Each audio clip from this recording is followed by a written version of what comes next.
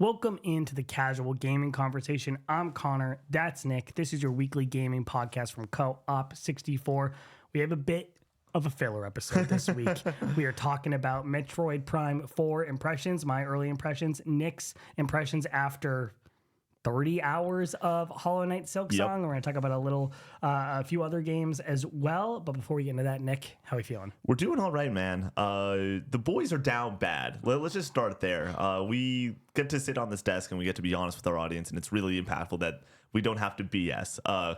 Connor feeling sick, but he's on the back end of it. Me, I'm getting sick. I feel like I've been on the back end of it, though, for like 4 days straight now. Like, I just am not getting fully better. And we talked about it. Connor has been working immensely hard here, coming over for things like Game Awards, being on camera for 5 hours. We're shooting almost 2 hour total shoot for CGNC that we had to break up due to Connor coughing and stuff like that. Like, you're working hard with co-op, but then also you're working like 60 hours at your day job. And so you just haven't had the time to rest. And then now I'm getting under the weather. Brady's feeling a little bit sick. The boys are definitely feeling it. So also, there's a giant storm that just happened over the past couple of days in Cincinnati. We got pummeled by snow. So we weren't able to shoot a podcast yesterday. We're trying to just like fit in all these pieces on a crazy week. And we're doing it in the best way we can. So like Connor said, this is a filler episode. It's going to be what we've been playing. It's going to be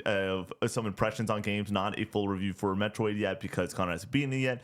We're going to talk a little bit about Skate Story. I've literally played a chapter of it. Like, it's been a lot in the past couple days, but it's been a ton of fun. And I get to go and rant about Silksong, so that'll be a good time and here's some questions. But other than that, other than the Co-op 64 stuff, I'm doing pretty well, man. Played some D&D yesterday. My buddy made homemade hot chocolate. Delicious, dude. There's something about a winter day. You look outside and it's snowing and you get to sip on some hot cocoa. Delicious.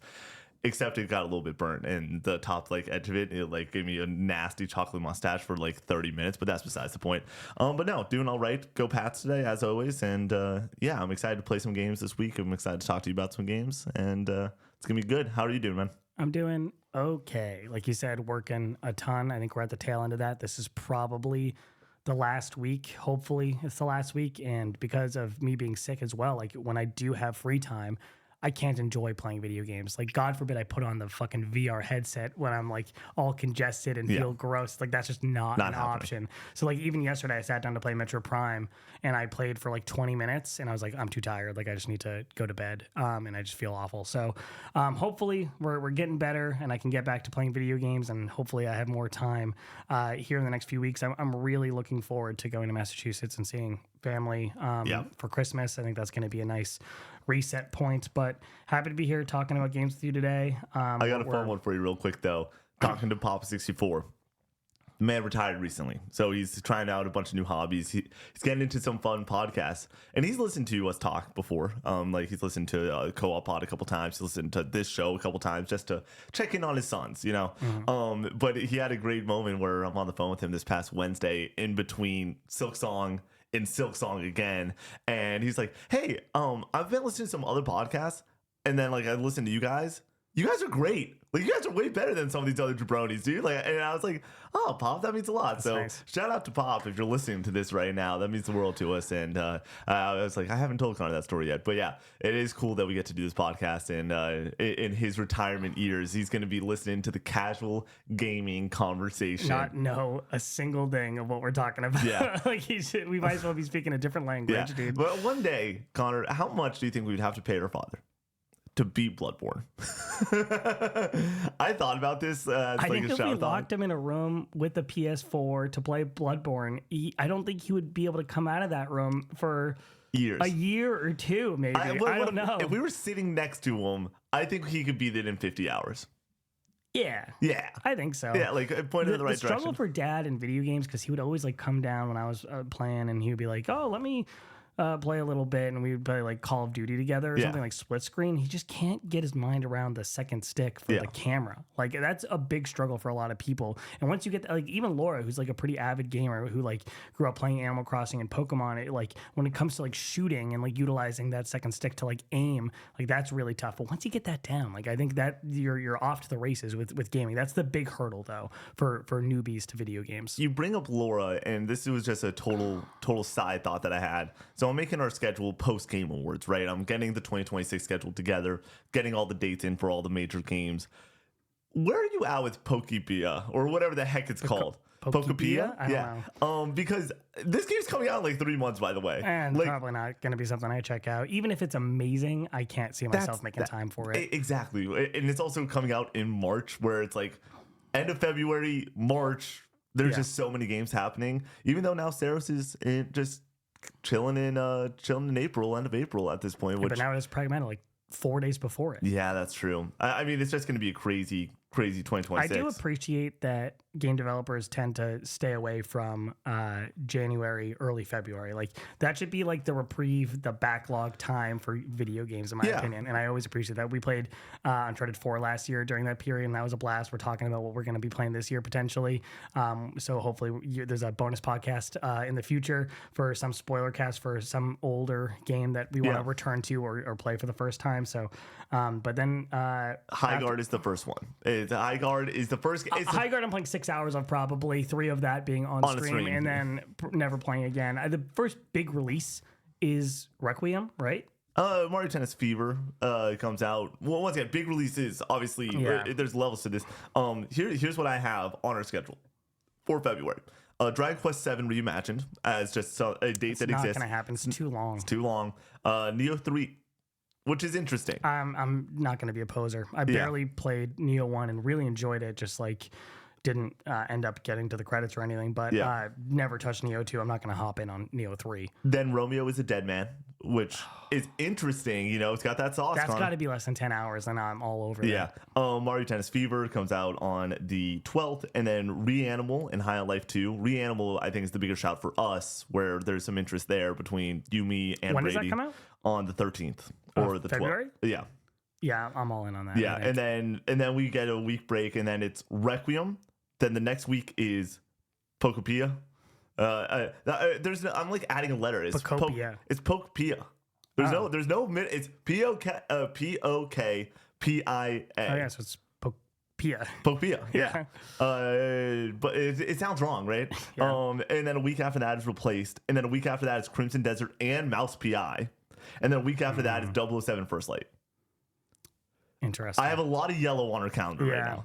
Mouse PI is iffy for me. I'm not playing Crimson Desert. I respect the hell out of that game. Wow. No shot, man. Like, I think that is too in depth for me. Well, I think that I'll reach out potentially just to it's one of those things that it might not be for me. It's gonna be a Kingdom Come Deliverance 2 situation for you. Whereas it's just too in depth. Exactly. And there's some people who are really about that shit, and I totally get that. It's just not for me. And I don't think it's for you. But it might be. It doesn't seem in depth on the RPG mechanics. It seems in depth on the just combat systems. I don't know, man. I think it could be deeper than you think. Yeah, those, maybe separate mechanics. And then we get it is nice. We get a major reprieve from the 007 is March 27th, and then the next date is Pragmata on April 26th. So excited! And then Saros, and I forgot to add it, Invincible. Go play the demo for Pragmata. Yep. That game is super interesting, super unique, but I think you need to play it to fully understand it. There's a demo out now. They're not paying us to say this. Yeah. I'm just really fascinated by this video game. I'm very curious to see like how it goes over like how long do you think that game is? I think it's 10 hours, 10 to 12 hours. I wonder if it can justify that length and develop that gameplay to keep things fresh and interesting. I think it will. Yeah. Between like unlocking new weapons, the puzzles getting harder and more cumbersome, and then different boss fights. I think that like this is going to be. Connor, what game is going to have a higher review score? That or Onimusha? Because I'm on the side that Pragmata will end up having a higher review score, even though I think that Onimusha has less of an uphill battle because it's known IP. I think they're both going to be around 85. Okay. And I would not be shocked if either of them are 1 or 2 points higher than the other. Yeah, that's about where I'm at too. Where I think that if I had to guess, I would say Pragmata 85 on the dot, Onimusha like 84, 83. But I think that both are going to be great games. And then Requiem, The question is, will Resident Evil Requiem get a 9.5 from me? Like, which side of the table are we going to be on? Is it going to be one of the best horror experiences ever? Or is it going to be... I'm not trying to slight this game. Or is it going to line up with Resident Evil 2 Remake for me? Which a lot of people think is like peak, but I think it's just like an excellent If it hits game. Resident Evil 2 Remake standards, Awesome. it's going to be one of the greatest games of all time. Yeah, that's where you're at with it. I'm a little bit lower on that game, Yeah. but like I'm very curious. It just also needs to be a step. I would be dumbfounded even with the 15 minutes that we played of it or 20 minutes if it is not at least really great video game. Yeah. But the question is, are we talking all-timer in the horror genre or not? Can't wait for Capcom next year. And then we have... Sorry, once again, filler episode. I'm going to just yap until Connor shuts me up. Well, then we also have...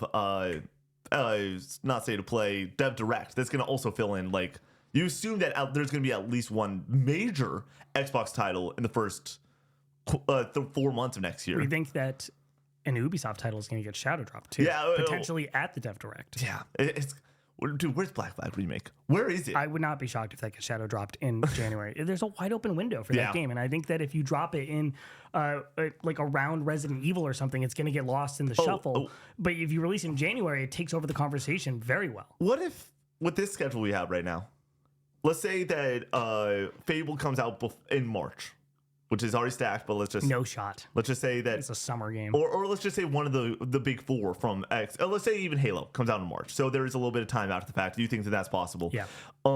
What if we get it early April, where it's after 007 First Light, but before the Pragmata, before I still think people Saros? could be finishing out certain games true. or waiting, like having pre-ordered Saros and being Yep. like, I'll just wait for that. And that is a great point too. Unless it's on Game Pass, but honestly, Game Pass not the deal that it used to be. That's not a no-brainer. Just like, fuck it, I'll play it on Game Pass. Exactly. $30 like is. I a lot. really do think that like I was talking to somebody about this because I was playing Silksong on Xbox and they're like, "You still have Game Pass?" I'm like, "Yeah." Like I mean, for me especially, it makes sense because the amount of times I'm like, "Oh, we need this game for stream. It's on Game Pass. We're good to go. It's immensely convenient."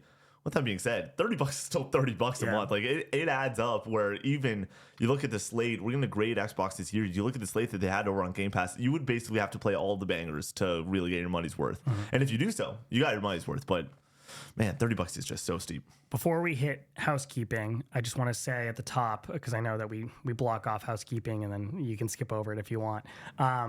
The Co-op Awards. The next Yes. two podcasts are the Co-op Awards, which is a fan-voted awards show where you can vote on Game of the Year, Best Narrative, Best Soundtrack, Best Character, Best Boss Fight. That will be linked. Our link tree will be in the bio, or it'll just be a link to the forum. It'll be linked in the description too for this podcast. Yeah. Yes. So if you would like to vote for that, vote in all those categories, go to that link in the bio. It takes about 3 to 5 minutes probably. Less than, dude. You don't have to vote in every category if you don't have an opinion on certain categories, but we want a good data set. We're almost at like 300 or so votes right now. Yeah. But we want to get those numbers up there to have a good number of people who having voted to get the data as strong as it possibly can We be. want to know because let's just say it's like 4 people. It's not. We're not gonna. That we might have 4 Metroid Prime 4 fans that just go and take away with it. Yeah. Let your voice be heard. Like, like if you are a fan of this podcast, every single year the plan is just a heads up. And Connor and I were talking through this of just like, how are we gonna do this? We got bonus pod. We got sometime travel with family. We also got Co-op Day 2026 just right around the corner. Like, by the way, that should start being in housekeeping too. It is just Co-op Day. Yeah. It's crazy that we're there. Like, it will always be 2 co-op award episodes because those episodes, the amount of content that's within them is substantial, and so we want to go and have those awards to be able to be broken out on TikTok and all that stuff. Be part of it. Like, if you listen to this show avidly, go and put the stake in.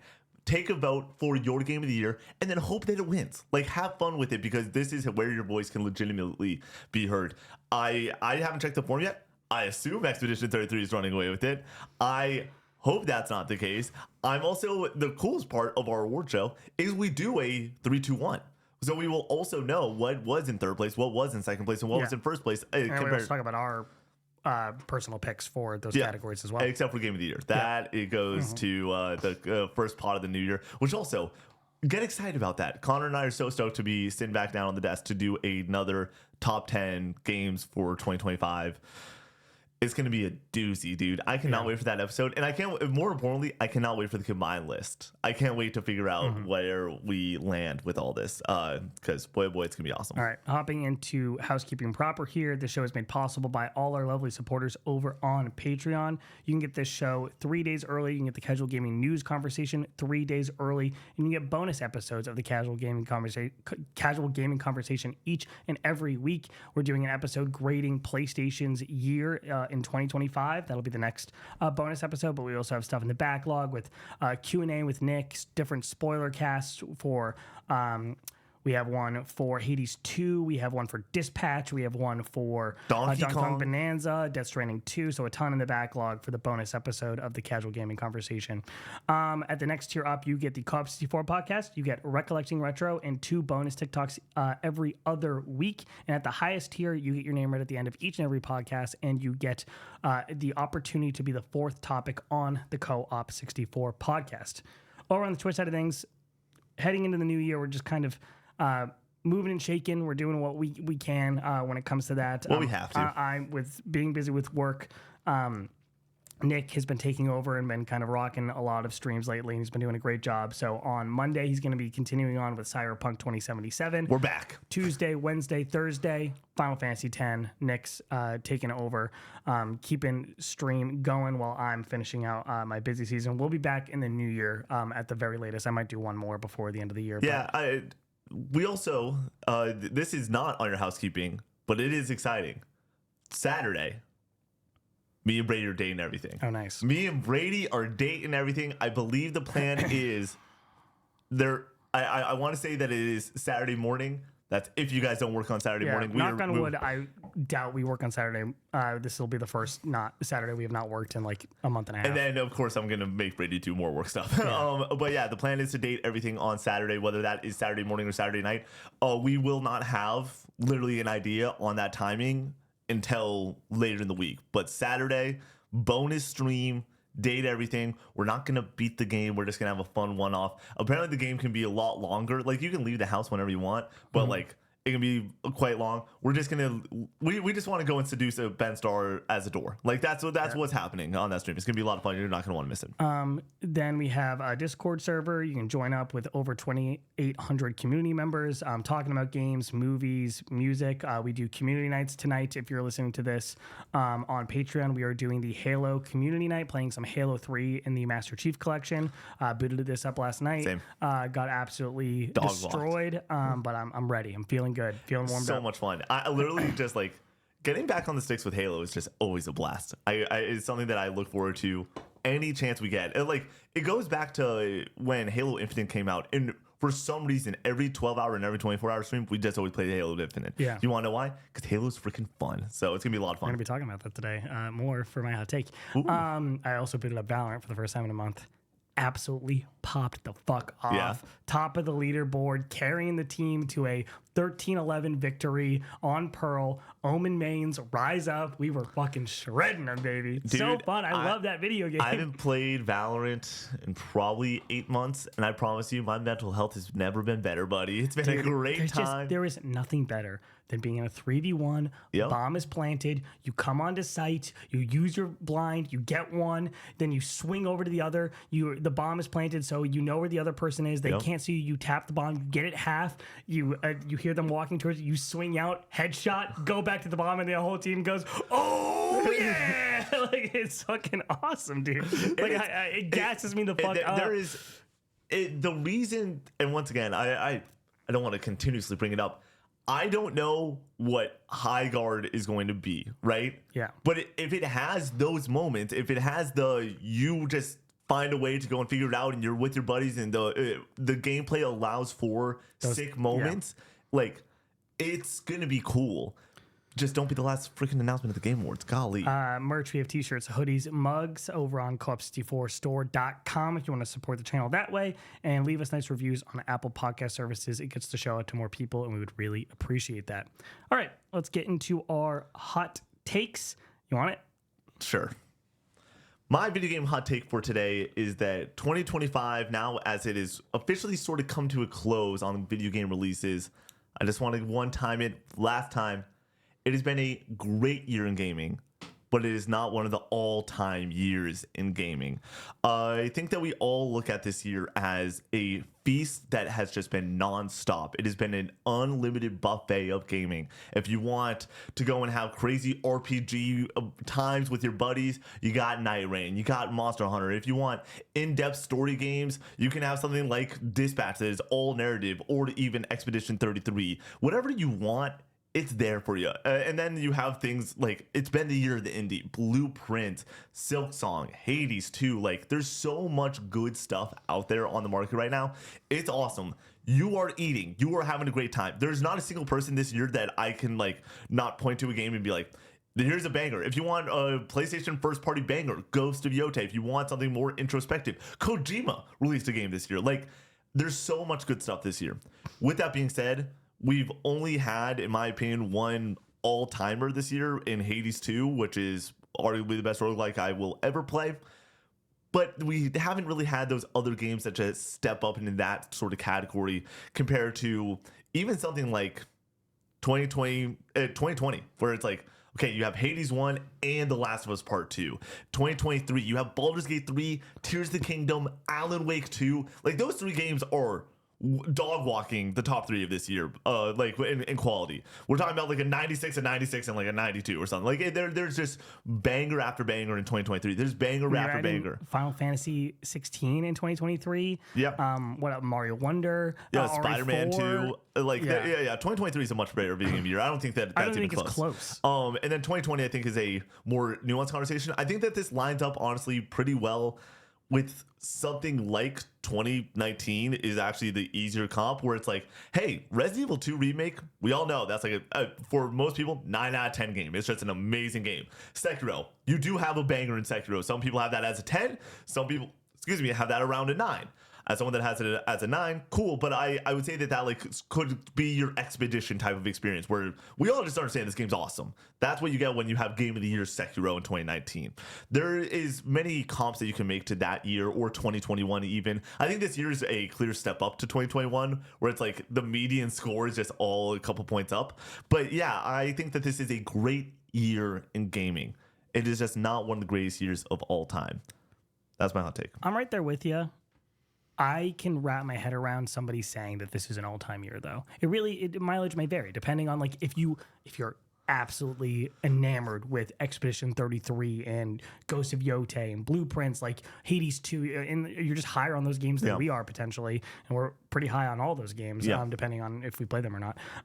Then I think that makes sense. Yeah. But I'm right there with you. Like, I prefer 2024 to this year. I've come around on 2024 because I think that 2024, my list this year is so deep. Where it's like, I think that if I had Monster Hunter on my list last year, it would be ahead of Helldivers. It would be ahead of Stellar Blade. Those are like my 7 and 8. And Monster Hunter is probably going to be my number 9 or number 10 game on my top 10 list this year. Which, like, that is bananas to even think about. But then again, it doesn't match up with the powerhouses of Astrobot, Metaphor ReFantasio, and Final Fantasy VII Rebirth for me. Those three games to me are simply some of the best games ever. Like, I think that like that top 3, I don't know if there's a year that has a better top 3 to me. And once again, 2023, objectively, there's a better top 3 in my mind. Yeah. Like, objectively, but Baldur's Gate 3 doesn't hit for me. But 2024, we had 3 games that are just, hey, when you think about me, like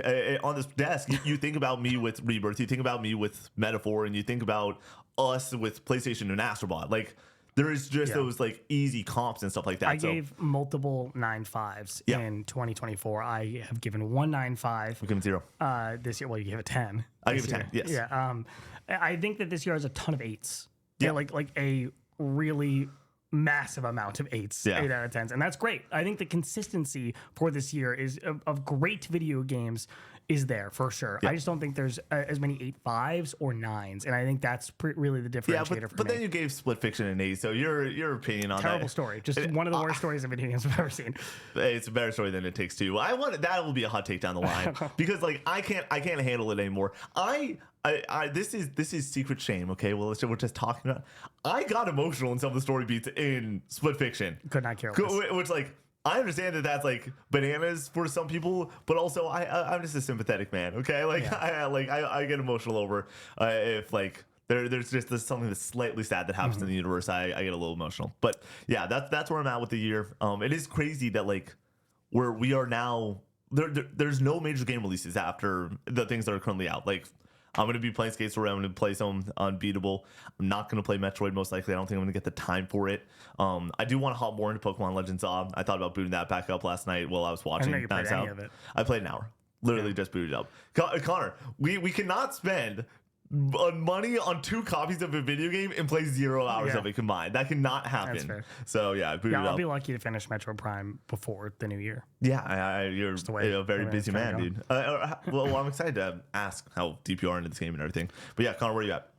My gaming hot take is that the 343 era of Halo was good, actually. And I really enjoy a lot of what they put out during Halo 4, 5, and 6. So let's break it down here. Halo 4 got me to finally get an Xbox 360. I had seen the hype around Halo for years and years. I went to friends' houses, played couch co-op, played couch multiplayer, split-screen multiplayer, had a great time. But I got in on the excitement with Halo 4, picked it up midnight release, went home, played it for 24 hours straight. Yep. Absolutely fucking loved it. Played through that campaign. I've replayed this campaign to this day. Think that Halo 4 is as good or just maybe a slight step down from Halo 2 and 3. I think this game's great. Like, in the most emotional story in the franchise, in my opinion. Character-focused with really centering the story around Chief and Cortana and that dynamic. I think it's fantastic. The new weapons, I think, are really fun. The new enemies, really interesting. I think it lays the groundwork really well for the rest of their Halo games. They just didn't utilize that groundwork. It's really disappointing in my opinion. But they use some snippets there in Halo 5, but I think they abandon a lot of what makes Halo 4 really interesting. Halo 5 is the down point for their trilogy of games, for sure. Yeah. But there's still some good stuff there. I think that their decision to not focus on Chief for the campaign is very stupid, and just like having these 4 characters that I could not tell you a single name of those 4 characters or a single thing about them, I think is a total misstep. But there's still some positives during that campaign. I think that the gameplay is actually really fun. But I think most Halo fans will say that Halo 5's multiplayer is top tier. Like, I have not checked it out personally, but I know a lot of people who absolutely adore the Halo 5 multiplayer. So at least there's that positive aspect. Then Halo Infinite, man. I think Halo Infinite is so fucking underrated. That campaign is gas. Still focusing on Chief and bringing in new side characters that I think all work really well. Still kind of wrapping things up in that story around Cortana, I think is really effective. This open world sandbox of first-person shooting, I think is super fun. I don't think we get a lot of great first-person shooter campaigns, and I think that I could argue that Halo Infinite's campaign is one of the best in that genre of the last decade. I think it's super fun. I think there's some weaker points. I don't think the story hits as hard as I would like it to, but I think it's rock solid. But the gameplay is fantastic, and that multiplayer, free to play, that first weekend of playing it comes out 2 weeks early and it's free to play. We all had so much fun. Oh, yeah. They just fumbled the fucking bag by not having a plan, a roadmap for how they were going to support it. It wasn't content complete. They needed more, but what was there was fantastic. I can make an argument that Halo Infinite's multiplayer is the best in the franchise. Like, it is so much fun, and they've just supported it, and it's gotten better and better. But unfortunately, the audience has just moved on to other games. But when you look at the 343 Industries now, Halo Studios games, I think I can look back on that era. We have 2 bangers, dude. Halo 4 and Halo Infinite are fantastic. Halo 5 has some positive aspects, specifically that multiplayer, but people look at 343 in this era like they ruined Halo. Halo was destroyed by them, and I'm just not willing to go that far with it, because I think they made some really high quality games. I'm really excited to see what they do next. I think that doing Campaign Evolved, I'm not like super stoked about it. I would like to see like a new Halo game, but I get why they're doing it. They kind of just want to reset and get a win under their belt. And I think I'm super excited to get into that and play through this campaign again. Any excuse to play Halo 1 again, I'm taking it. And it's going to be super fun to play this with you for the first time. Yeah. And Brady.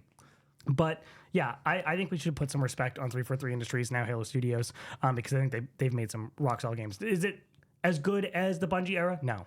It never was going to be, and I think that's unfair to expect that.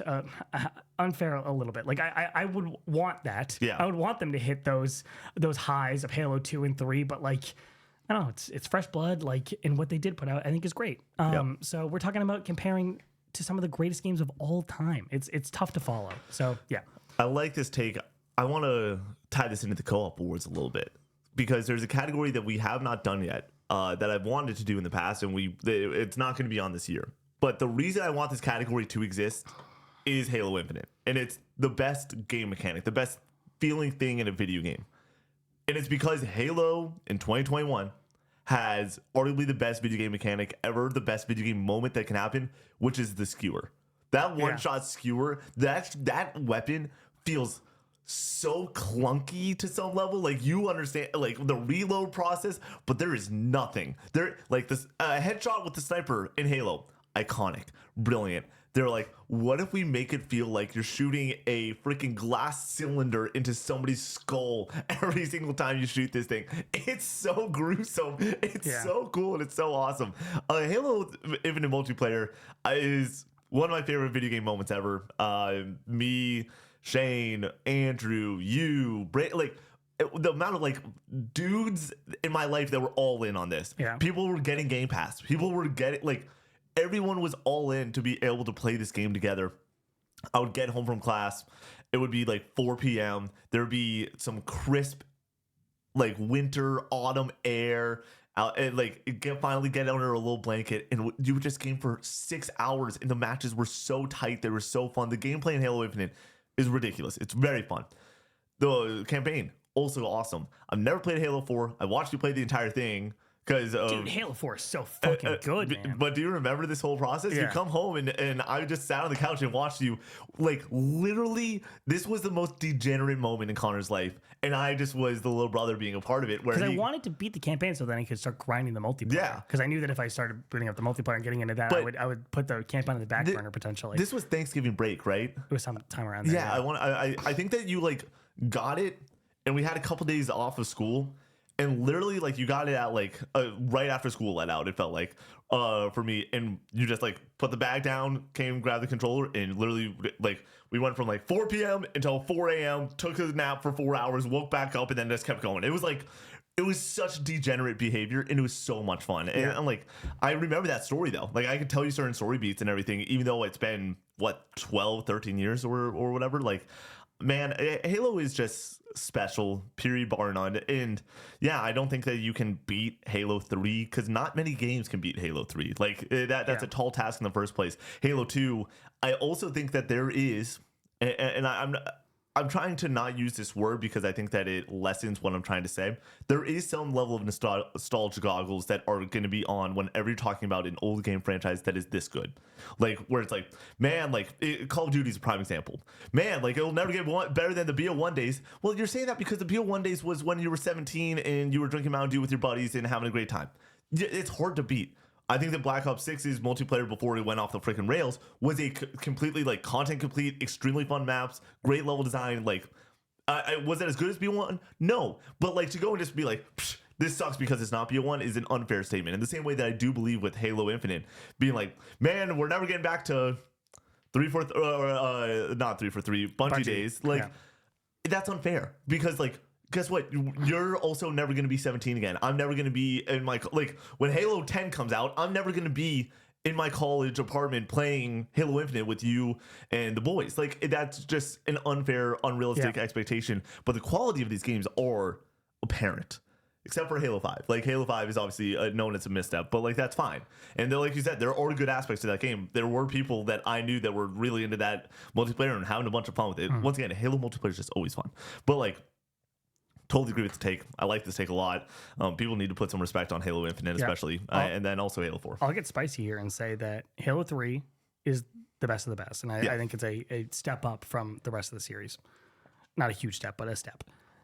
Halo 4 and Halo 2, like, they can go back and forth. I think that's crazy to some people. Like, I think it's close though. For me, Halo 2, after replaying it this year, so I don't know if you know where I stand with the original Halo trilogy. Halo 1 campaign, 8.5 out of 10. Halo 2, 9 out of 10. Halo 3, 9 out of 10. really close to that 9.5 area. Like that's one that I've gone back for.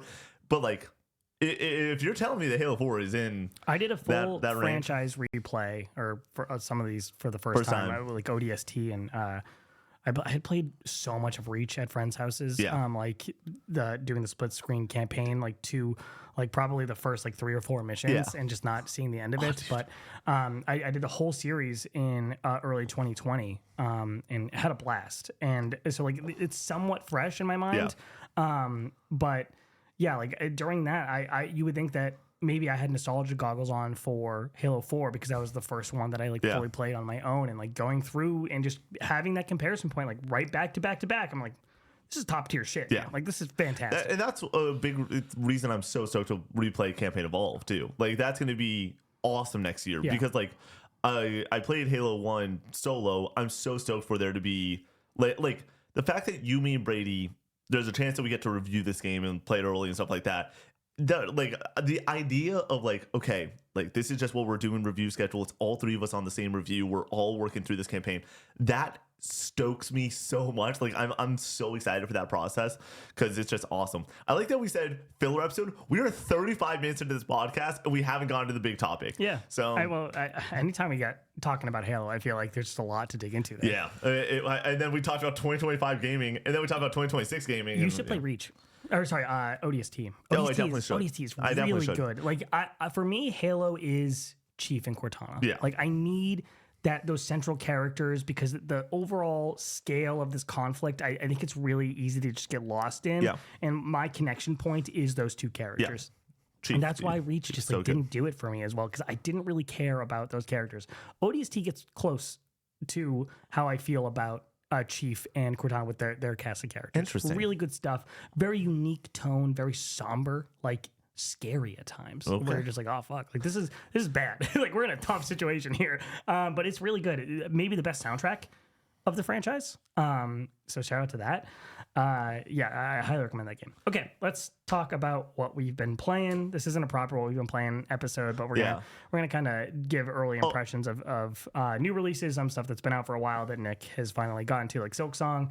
I want to yap about PSVR 2 and talk about my first Horizon game that I finally finished. It's a miracle. I want to. Oh man, this is such an interesting episode because this is the it's gonna end up being an hour. Connor and I were like, this podcast might be 40 minutes. We don't even know. Once again, it is always as long as it needs to be. But I'm like, I really want to talk about the Horizon franchise and where you're at with it and a bunch of stuff. Like, man, I love podcasting with you, dude. It's a lot of fun. Let's talk Metroid Prime 4 first. Connor, do you have any questions you want to tee up here, or do you want me to just hop into it? I want. How much of this game have you played?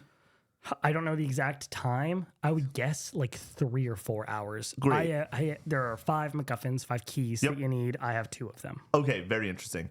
And then are you playing this at home or handheld more?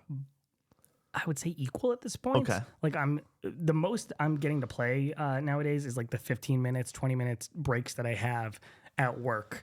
And getting like a little hit of it and being like, this is really good, and then putting it back down. I haven't played it at home except for yesterday for 20 minutes, and then I felt too sick to keep going. So not a lot, but those first days of playing on the big screen, 120 FPS, because my TV can do that or whatever. In 1080p, looks and runs fantastic. Played on my monitor as well. I wanted to do the mouse controls at my desk, but I couldn't find the skis that for the Joy-Cons. Oh, really? They were in my backpack. I found them. Nice. So I haven't tried that out yet, but I'm still curious about that.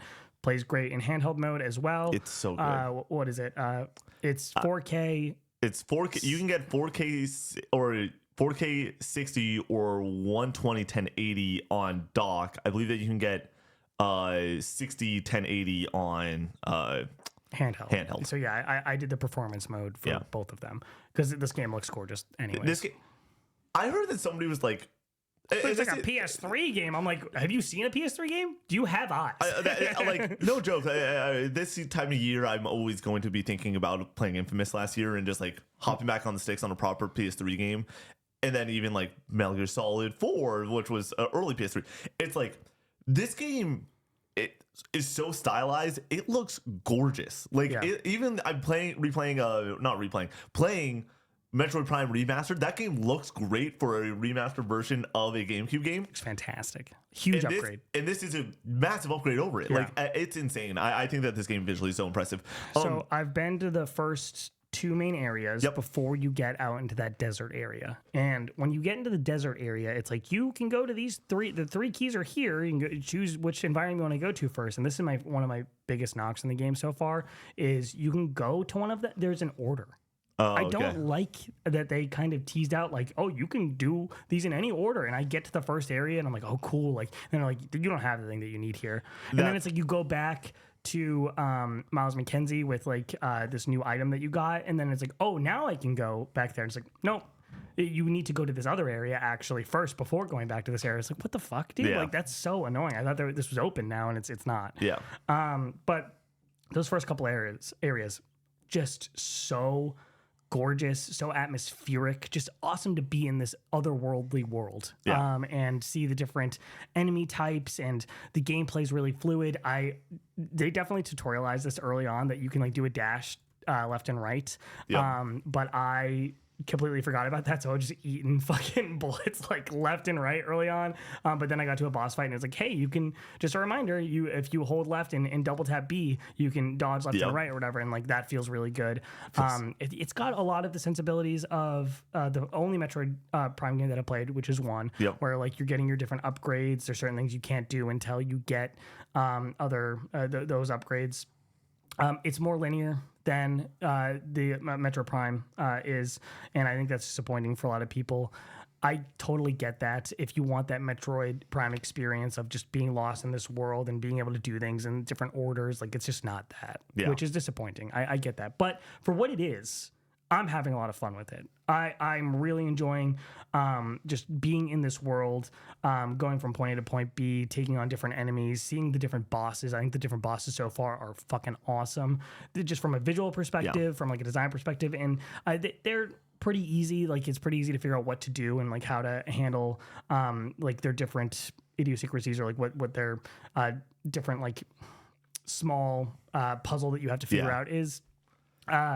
Like, I think that's fun and rewarding, but it's not like that overly complex to really get that feeling of like you really figured this out. It's like it gives you the answer pretty quickly. It reminds me a lot of Zelda games, especially Twilight Princess and prior, where you would go and get a tool.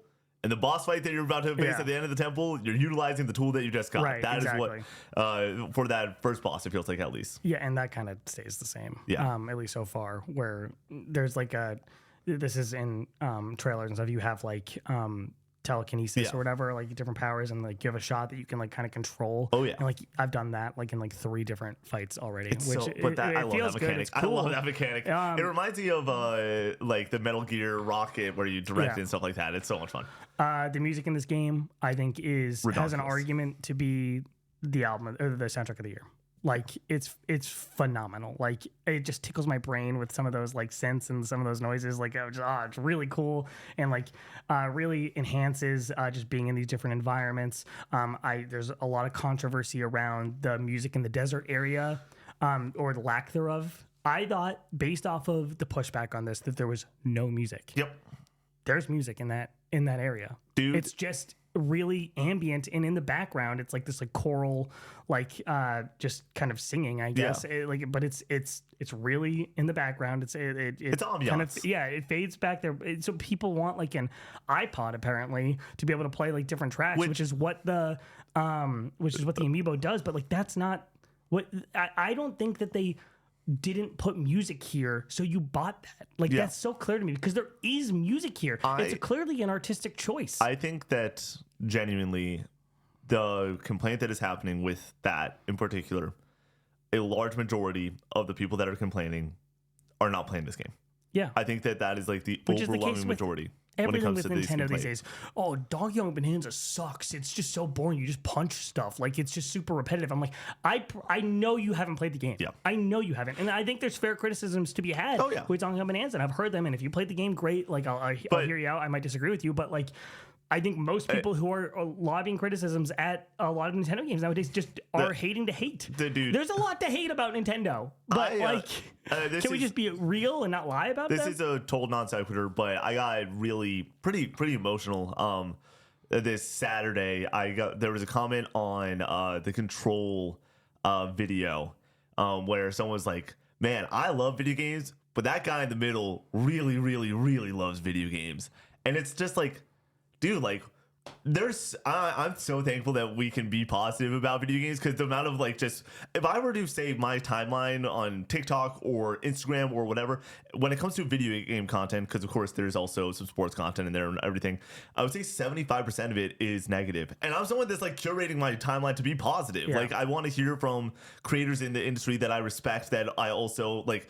There's people that are negative, and there's shit to be negative about. $30 Game Pass prices are ridiculous. There's like, we can point to the things that we want to stand on business and say are bad, but it's like, I see this complaint in particular, I'm like, dude, like, I know you haven't played this. Like, I can see it. Like, I can, in the like nicest way possible, I can see it in your eyes. Like, when I'm like, you're lying. Like, you are saying this thing because you're like, I want to make a video to make people upset so I can get clicks. And it's like, that is so cheap and so stupid, and I'm so thankful that, like, no joke, I was like, man, in a world that just like, in an industry that just wants to spew hate and just negativity all the time, I'm so thankful that like we can see the Control Resonance trailer and just be like, I can't fucking wait to play that next year. I'm so excited. Like, but like, you know that there's gonna be somebody complaining about like a frame issue or something. It's like, dude, are you not seeing how awesome this is? Metroid prime example of it, where it's just like, yeah, some people are some people are against this game for a myriad of reasons, but if your big complaint, if the big thing that you are standing on being like, Nintendo's greedy because they outcharge for an amiibo so you can have an iPod during a section that honestly is supposed to be ambient, get out of here. You're wild. I can't there's stand criticisms to be had about that area. That area sucks. Yeah, it's not good. You're not in it that much. Yep. Like, it's just a hub area to connect these different environments that you're going to be like actually spending time in. There is some satisfaction to be had with riding around on this bike. That did you get to do anything on the bike? Nope. So you press B and then you can press B again, and you can do an Akira slide to like kind of like go through these like crystals. It feels good, but like it's still really repetitive and like not very in depth by any means. So that's a major criticism of the game. Like, I think that's bad. And there's also aspects of like the Federation Force that people were pointing to about that Miles McKenzie character. Hot take. I like Miles McKenzie. Ooh. He's fine. Like, I find him kind of endearing. Yeah. By the way, me too. Yeah.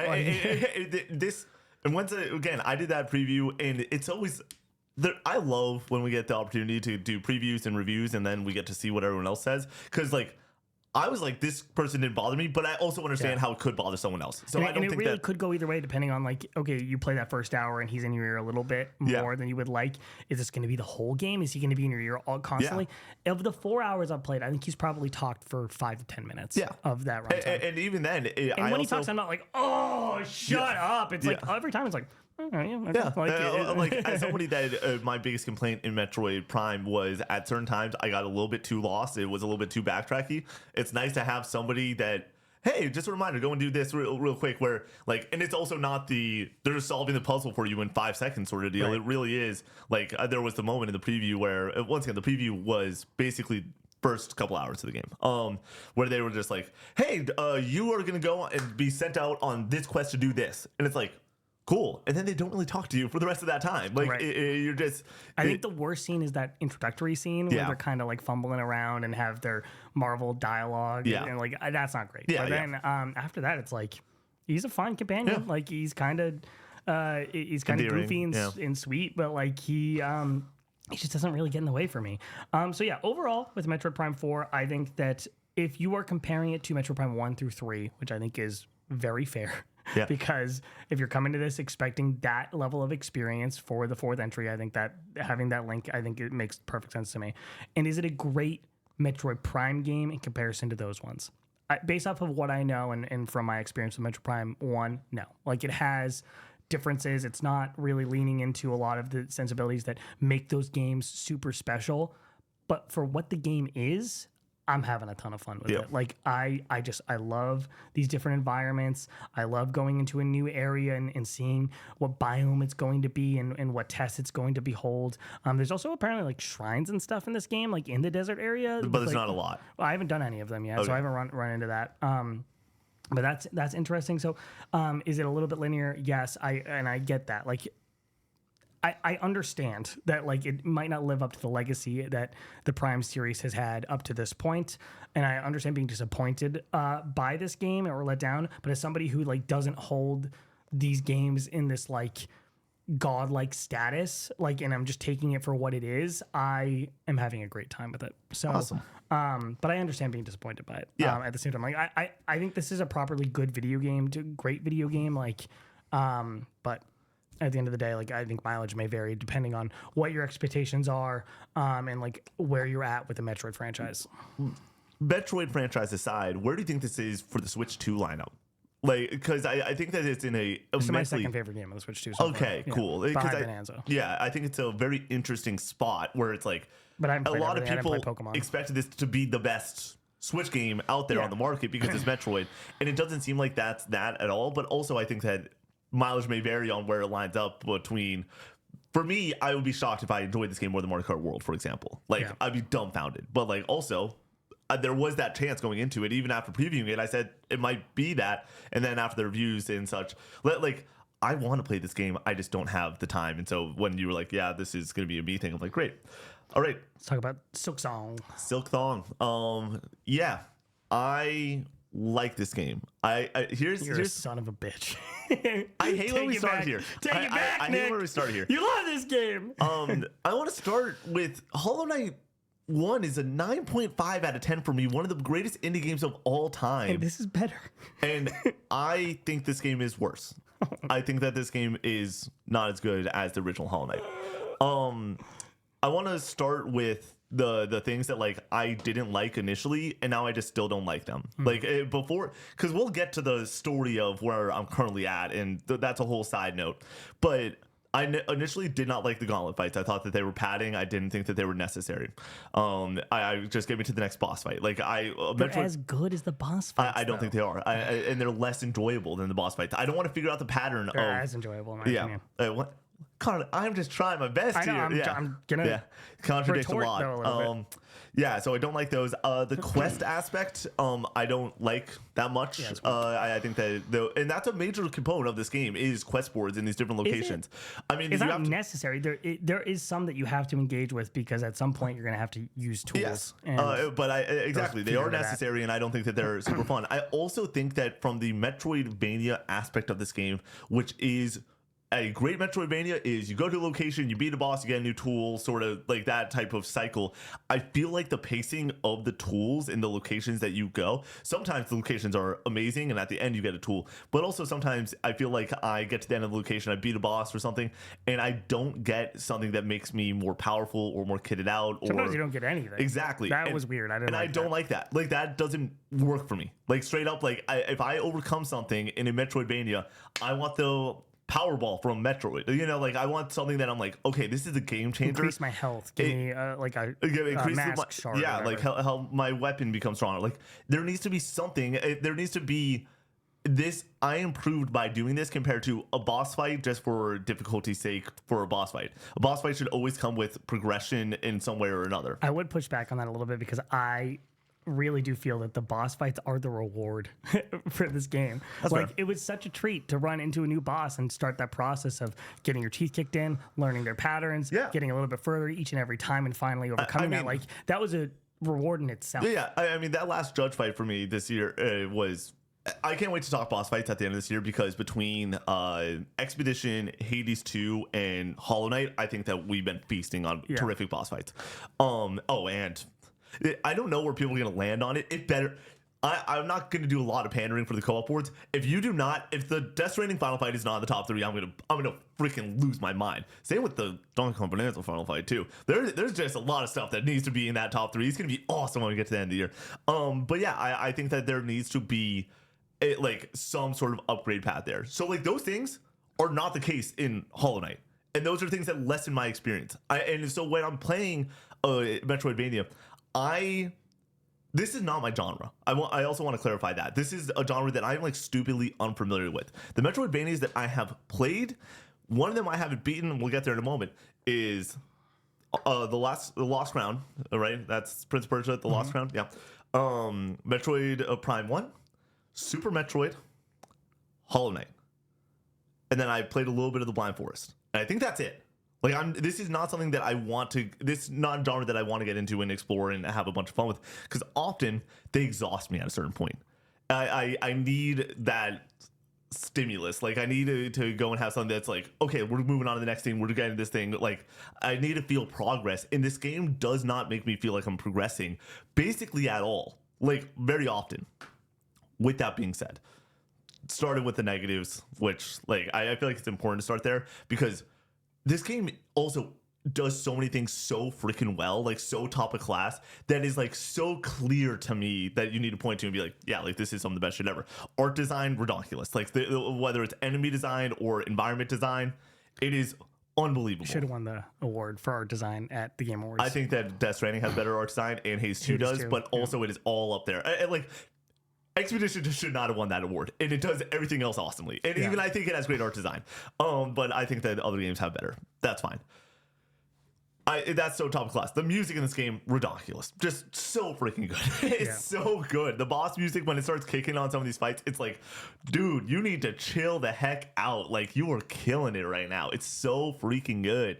And then, yeah, just like the boss fights themselves are terrific. The platforming is a blast with the different crests. I do think that the different crests also an issue. I like that you are able to play the way that you want to play in this game with the different crests. I don't like them. Nick is coughing. Yep. I think that when you have a different crest system, it allows the player to go and obviously like hit it how they want to. But if I get to the end of an encounter and what I get is a different crest and I don't like that crest, I just wasted my time. Yeah, like I don't want that. And so there is so many issues in this game. I think that I land like where I'm currently at. I am towards the end of this game. Like I have probably close. Yeah, probably like 4 or 5 hours left, depending on through the gauntlet that you're currently on. Where I get through this gauntlet to finish out Act 2. This is the best example of why I'm a better gamer than Nick. Oh, sure. This is what I will point to for the rest of my life. Great, Connor. It's brutal to watch. Oh, buddy. dude, it's tough. I think that this is a great game. Is that one fight knocking the game down for you? It's not knocking. I can, because I also will never knock a game down for me not doing more side quests or me progressing more through that. But you have everything you need. But so that, and then it's a skill issue, and it literally just is a skill issue at this point. And I can fully admit that I'm not progressing in this game because I am not doing well enough in this game. But then again, like I've also said, everyone understands that fight is a bit of a difficulty spike. It is a roadblock for a lot of people. It is the hardest fight in the game. Yeah, in the main. Act two. Game, yeah. And so once again, I suck. Cool, that's fine.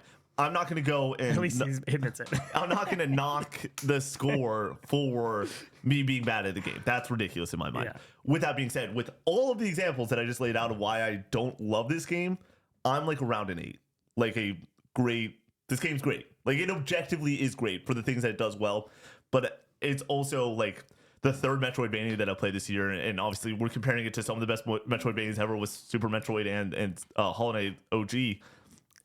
But I prefer those games much more than this one, like much more. So interesting. You gotta play Symphony of the Night.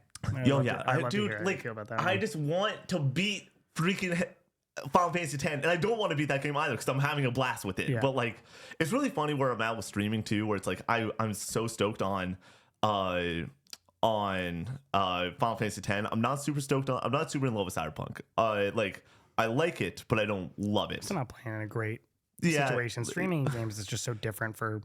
Depending on the game, it can like really make or break it. Also, the first stream we did was you, me, and Brady on the couch, and we're like, I wasn't able to dial in as much. And then like ever since then, a lot of Game Awards conversations, a lot like. I understand. You're in a terrible flow with it. I'm That's not a game you sink into and you play 7 hours in one day. Exactly. You're playing an hour and a half sometimes, depending on how the conversations are going, like breaking up that gameplay. And then like there's been, I mean, like initially we had plans for me to do some weekend streaming, and it's like my weekends have been broken up because sometimes we're shooting on a Saturday, sometimes we're shooting late night on a Sunday, you know, like, and it's hard to get together. But yeah, but like Final Fantasy X, I want to play way more of, and also like I do want to play. I think that with this Silksong experience, my goal is beat the fight that I'm currently in off stream, just like get that done with. On the last fight, turn on the stream for the last couple hours and beat the game with the audience. I think that would be fun. But yeah, I'm working through it. I think the game's great. I don't, and it always sucks when you don't like a game as much as everyone else does. I wish I liked this game more. And initially I did. And it was before this boss fight, but I streamed this game for 9 hours, 12 hours, 12 hours, 8 hours, or 7 hours. The 9 hours that I played, I was like, this game's great. And this is how I, like, just great. And then the 12 hours, like, it's great. But, like, once again, like, I had those moments where I wasn't progressing. And I was like, I'm annoyed by not feeling the progress that I am earning. That I'm beating things. I'm doing the damn thing. Like, give me upgrades. And it just didn't do so. And then, like, the platform in this game is excellent, though. I think that's much better than Hollow Knight. Yeah, I think that's the biggest nod I can give to it. But then again, like, man, Hollow Knight 1 to me is just like such a special game, and I understand Silksong is that for people. It's just definitively not that for me. So great game, 8, maybe even an 8.5. I think like my hot take is I think I prefer the Lost Crown to Silksong. I prefer the Lost Crown to Hollow Knight. Exactly. So, but I prefer Silksong to both of them. I was gonna go for a high five, and then I went for the hair instead. Connor. Brief impressions on Call of the Mountain. Like I said at the top, this is my first time finally beating a Horizon game. They really should have called this game Horizon Time to Climb a Mountain, because all you're doing in this, for the most part, you're climbing left. This is a climbing sim for the most part. Get Brady in the headset, dude. He'd love this shit. So this comes with the headset bundle. It authorizes like $50 or $60, which is kind of outrageous. About 8 hours to complete. Somewhere in that ballpark. That's not short. Yeah, it's beefy. And in the first 2 hours, you're climbing just so much. You're doing very little combat. So you're in the headset. You have the two.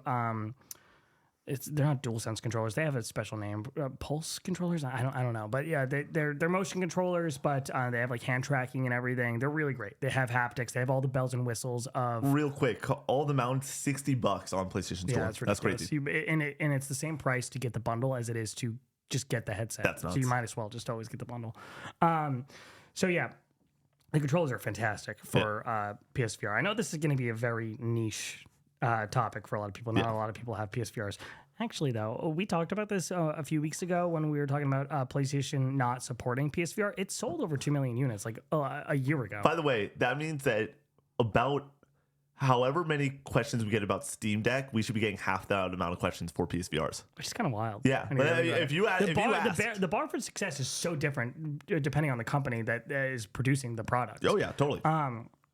So yeah, and I think that it's getting better with this thing going on sale, and more people are like, okay, I'm willing to hop in at that price. And just attach it to a PC, get a full library, and stuff like that. There's a lot of great reasons to pick up a PSVR. The OLED panels or whatever, I think are really can we do a big selling point soon where it's PSVR, but let's just play Beat Saber and just toss the headset between you, me, and Brady. Yeah, and just, maybe. Oh, dude, we would have to have the rest of us like on camera in the background, because if you have the headset on, you're not going to be able to acknowledge anything that's happening around you. Like put the other two guys on the mics in the background and have the music be a little bit lower. I haven't bought Beat Saber yet. They ended support for PSVR. Oh, which really? Sucks. Yeah. I think the studio got bought by Meta, and that's why. That checks out. But you still have all the tracks that are there and the DLC and stuff, but like they're just not going to bring anything else over. But you can hook up the headset to PC now anyways and just get the tracks that way, I guess. So back to Call of the Mountain. This game is a climbing game. The environments, if you've seen a Horizon game and imagine being in first person, gorgeous. Like the top of the line production value here, like looks fantastic. You'll be high up and look behind you at the vista around you and it looks incredible, dude. Like there's like this big mechanical beast on top of this like snowy mountain off in the distance at all times, and eventually you get to like go up there or whatever and climb all over that thing, and like just seeing that off in the distance, it's so towering and so amazing, and it looks incredible. The climbing is really gets tiring in the first few hours, like where you're just constantly like I look like an idiot in my living room. Laura will walk in and she's like, "This is so unattractive." Tell Laura to send me some videos. We can post those on Patreon. That'd be great. And it has like snap turning with the stick, so you don't get sick. Okay. I have a really bad motion sickness sometimes when it comes to that was a big reason for me to put down PSVR 1. Like I had a really bad episode with Farpoint and had to stop playing it. But in Call of the Mountain, they have a lot of great accessibility options to make it easier. So you're climbing those first few hours. You're not getting a ton of new tools or anything. Then you get into your first combat encounter. You have your bow, and to like utilize the bow, you reach behind you. Yep. Pull out a bow from your quiver, and you're pulling it back or whatever. And you're always in like a circle, like an arena when you're fighting these. You don't get free range of motion like you do in like other Horizon games. If they're attacking you, you press X and square on the two separate controllers, and you like go to the right and like and dash, and that's really satisfying. And it's really awesome to like dash to the right, pull out another arrow, boom, and then like if you want, you have like your different arrow types. You can turn your bow on its side and select your different arrow or whatever, like your electric arrow, your fire arrow, and depending on what you're fighting, you want to utilize different arrow types. It has that same aspect of the mainline Horizon games with these different robots where they have like their weak points. You have to aim for the different weak points, and you can like break off pieces of them and like do massive damage. That's all here, and that feels amazing as well. So it's just going back and forth between climbing and these arena fights where you're fighting smaller dinosaurs in the beginning. Later on, you'll fight like a Thunderjaw, and like that's amazing or whatever. Like the scale of some of these fights and like how they tower over you is like really impressive. And then like they'll sometimes like they'll do like an ice attack, and you have to like wipe off your like face or whatever with your hand, and that's really immersive and cool. Yeah. Like, and it's another aspect of the gameplay. You get like a slingshot later on with like different like bombs you can throw at them, and switching between your bow and arrow and the slingshot, really satisfying to just go back and forth and utilize the different elemental abilities of these two weapon types.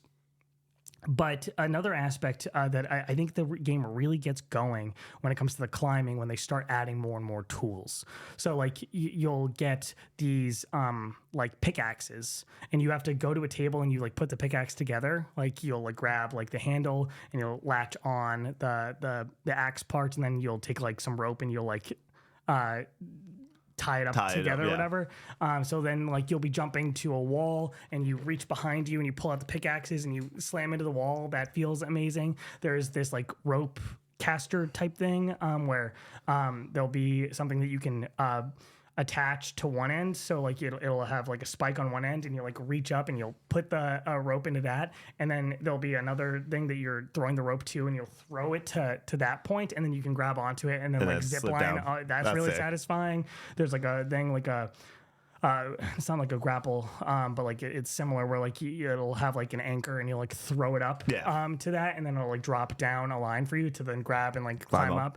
There's collectibles throughout the environment, which are like you can get like different upgrades for your armor and get more health. Then there's also like these like targets off in the distance. So like you're really encouraged to look around the environment and find them.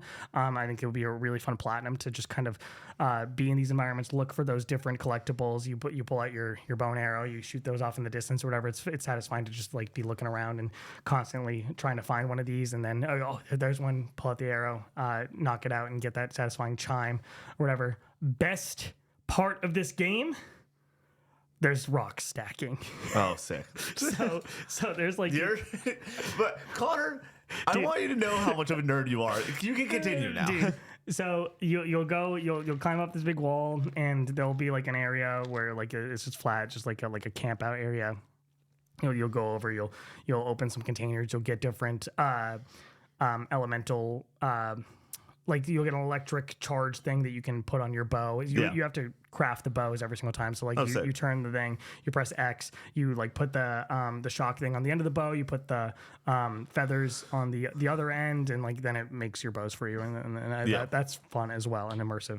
But in these areas there'll be like 5 rocks over on the side or whatever to like mark your like your journey or whatever, and they're like all different shapes, and you have to like pick them up and try to stack them like 5 high, and they'll like kind of like teeter, and like you're trying to figure it out. And I just found so much joy in like, okay, like you're placing the 5th one on top of it, and you'll drop it, and then I would just stand back like this with both my hands back and be like, please don't fall, please don't fall. And then it would come up to be like success or whatever. And I was like, yes. And you can, there's got to be footage of, like, I would imagine the footage of this would be so funny of like, I go to climb up this like massive wall, I get to this next area, and then I turn and see the rock stacking area, and I'm like, and like run on over there. I'm like, yes, the best part of the fucking game. So fun. I don't know why it's so fun, but I love it.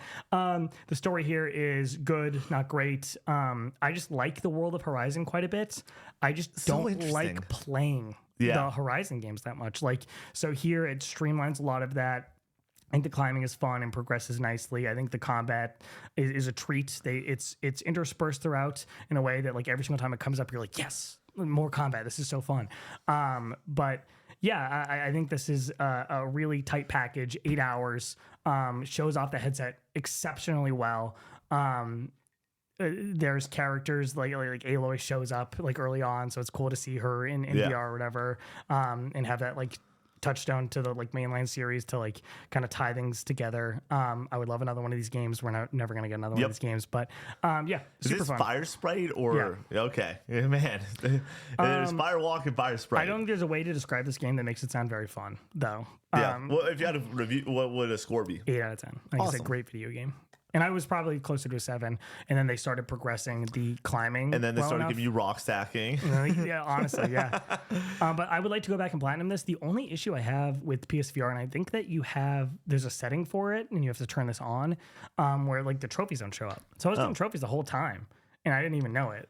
So like I have a decent chunk of them. I just like, I wish it was more naturally integrated into the headset, like that it would pop up like, oh, you got a trophy, or like it was easier to just get into that trophy menu to be able to see like your progress on this stuff, but like it's just not well integrated.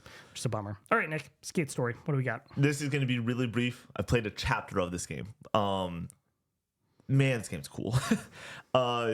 Skate Story is a game where you are skateboarding in hell, and there's a story, and there's a story. Here's the thing.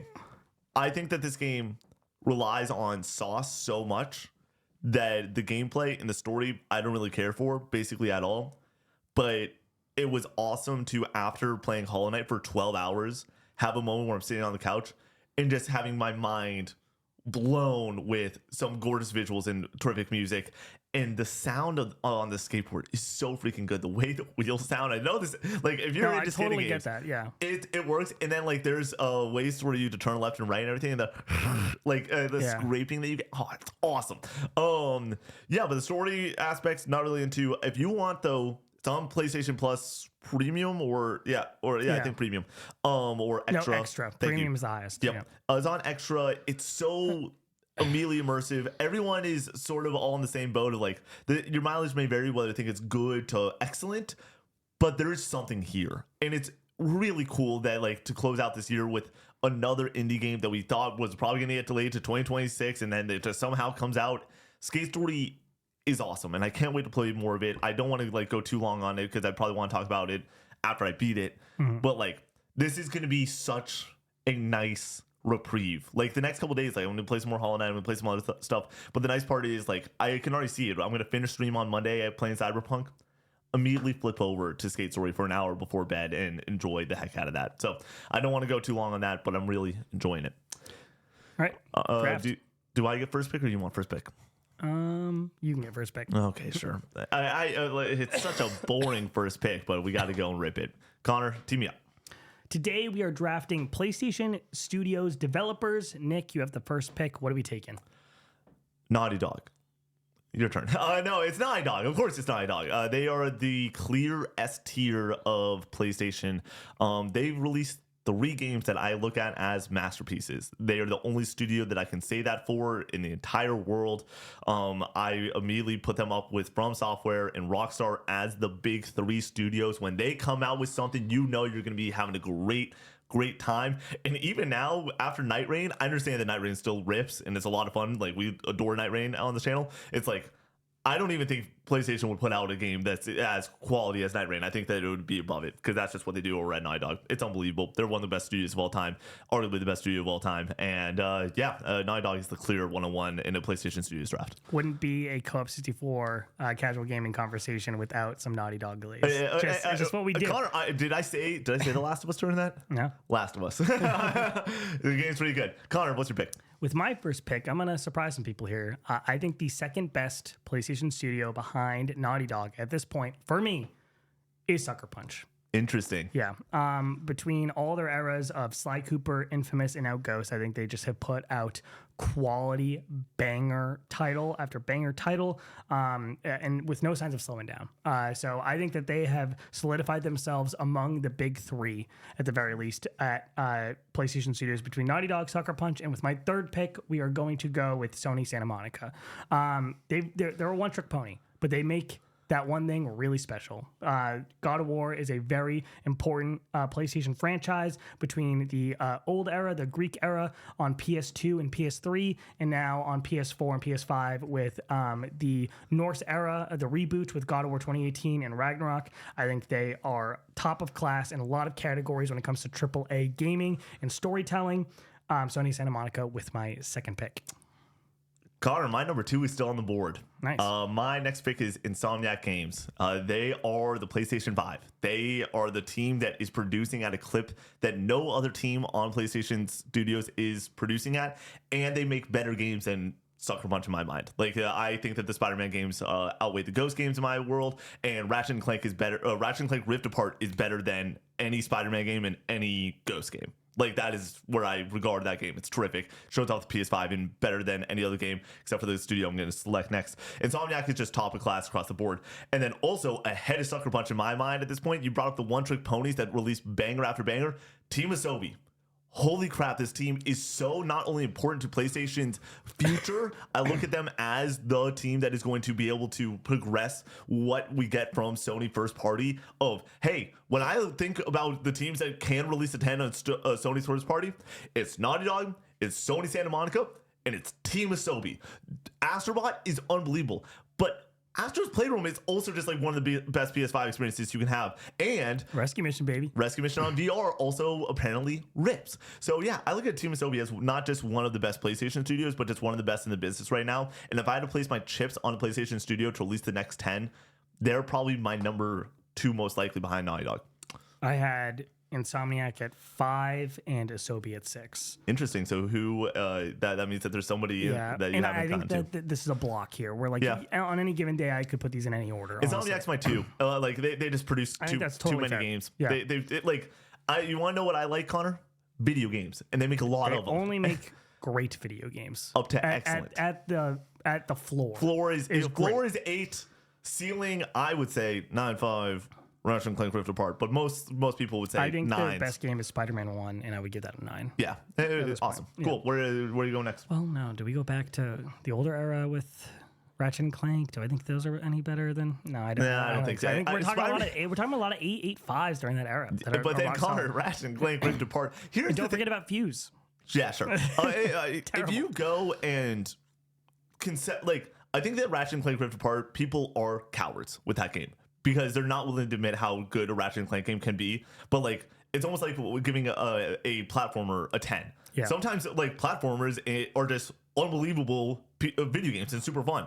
Sometimes third-person shooter, rail rider, Rift game with a awesome story, by the way. That story's terrific in my mind. It can also just be one of the best games on the console. I love it. Connor, what's your next pick? With my third pick, I'm going to go with Housemarque, a new Sony acquisition, but has been putting out bangers for over a decade now. Games that I really love and hold in high regard, like Super Stardust, Dead Nation, Resogun, I think are fantastic. But then you look at their newer games with Returnal, and we have Saros right around the corner. I think they have taken that step up where they have elevated to one of the most important, one of the most impressive PlayStation studios. Shout out Housemarque for both of their different eras. And I would like to see them go back to making more arcadey games alongside these more AAA, bigger budget games like Returnal and Saros, but I don't don't think that's going to happen. But taking that catalog for what it is before those games, I think it's really impressive. And then this is so because you're going to leave something on the table for me that I'm stoked about. With my fourth pick, I'm going to go with Polyphony, a extremely storied and important studio at PlayStation, has been going since the PS1 with Gran Turismo and have only put out high quality titles along that journey. I think they might have had a bit of a misstep during the PS4 with GT Sport. Yeah, I think so. And 6, but GT7 is, I think, widely regarded as one of, if not the best racing sim on the market today. And that game's been out for like 3 years now, and it just hasn't been beaten. And I think that with where Turn 10, that's the name of the Forza studio where they're at. I think we're not getting. I don't think they have much competition at this point. Yeah, because I think they're going to be on Forza Horizon for the foreseeable future. So I think that if you want a hardcore racing sim experience, you're turning to Polyphony. You're turning to Gran Turismo. That's my fourth pick. With my fourth pick, I'm going to choose Gorilla because Horizon's awesome. It is. Robo dinosaurs are cool, dude. And as much as I don't love these games, I do like these games a whole lot, and I want to play more of them. So yeah, I'm going to choose Gorilla here. Incredibly important studio that even if you don't love the Horizon games, like Nick and I both aren't like exactly smitten with them, like you can't deny the importance of new IP within PlayStation and a powerful new IP like Horizon. This game has sold 35 million units across its games. Like that's incredible. Like. So yeah, it's an important staple in Sony's first party and in their IP. So you got to give respect to Gorilla, in my opinion. Jay, keep all that in as an argument for me. Thank you so much. I love you, dude. And with my last pick, I brought up the fact that I have faith in Naughty Dog making a 10 out of 10 game. I have faith in Asobi making a 10 out of 10 game. I have faith in Sony Santa Monica making a 10 out of 10 game. If this team gets it together and produces their own IP, they can make 10 out of 10 games, and that's Blue Point. Blue Point is my last pick in this draft. I love Blue Point because Shadow of the Colossus rips, and I'm so sad that they had to go and work on a free-to-play title that got canceled. Do the Bloodborne remaster from Blue Point. That's what they should be doing. Demon Souls remake rips. One of the best looking games ever. So yeah, Blue Point with my last choice. I'm gonna throw this draft, and I knew I was gonna do this going into this, and I knew this team would be left on the board. But for my fifth pick, arguably the most important studio under PlayStation Studios during the PS5 generation is Nix's. The studio that ports their games to PC and getting it out to a broader audience and doing a really fucking good job at it. They have been essential to that whole strategy that they have of getting these games to a new audience, getting God of War Ragnarok, getting Spider-Man 2, getting Days Gone, Ghost of Tsushima, over The Last of Us Part 2, over to PC. They've had some misses with The Last of Us Part 1, but like getting these games over there and getting them to a new audience a few years later and getting the PC audience interested in PlayStation, I think is very important. And Nyx is at the center of that. So that's my last pick. I think Media Molecule is the only other option. Media Molecule. I'm shocked that they but they literally haven't put out a game since Dreams. And Dreams was a huge miss. What Dreams is really fucking cool though. Yeah, it's so interesting. Did you see the Banjo-Kazooie game? Oh yeah, yes. I did see that news story. I didn't. So I saw that and I was like, "Oh, fan game, really cool! Like that looks fantastic!" Like, and then somebody was like, "It was made in Dreams." I was like, "What the fuck? Yeah, that's Dreams amazing! is awesome. Like that's super awesome." Dreams is so sick. You know who else is so sick, Connor? Our amazing members over on Patreon.com/Cope64 that support this show. Even on a filler episode, apparently we were going to go for an hour and 20 minutes. That is just the most Cope64 thing ever. Connor was like, "Yeah, this will be like a fun little," of course. But yeah, thank you so much for your support. Thanks so much for supporting at the highest tier. Also, like right now, we peaked on Patreon for which is nuts. Thank you so much for going over there and it's like hand over fist supporting because it really does mean the world, especially on this time where we understand that like it's Game Awards, it's co-updates, all this stuff, but also it's the holiday season, and we know what that means when it comes to kicking us $5. It really does mean the world to us. But shout out to the people over the highest membership, amazing members like Jay Bubba, Squidalicious, Silent Hill X, Blake Has a Dog, Cash R, your boy Jake, Jacob P, Pigeon Power, Library D, Library Daniel, sorry, Tyler, Sir Shells, Raincoat, Gracie, Chuzar, MG Dunbar, Mr. Munchies, Farm Spud, Rocket Tater, Nofi, Proto Dan, The Dinks Mike, Swampy Bits, Tristan C, Sconesy C, Striking 1978, Centuro, Hook'em Horns, Gonash, Neutral Sphere, Easton C, Kingdom Hearts Rules, Stooby Dooby, Crispy, DJ Zach B, Uli, Jacob D, Big Mac, Mental 8, Patty Cake, Bear Pog, Yogi. Wait. Cowboy Sorry. Jesus, Mega. Yogi, Dom. Holden M, Colin C. Brock, Voodoo. Milky Sins, Alex Golden. Andrew H, Master Diz. Cannon Fodder Games, Only One Rufus. JMatt B3, Ali Benali. Bikel. And Kingdom Hearts Sucks. Thank you for joining us on this episode. We'll see you on the next one. Peace out.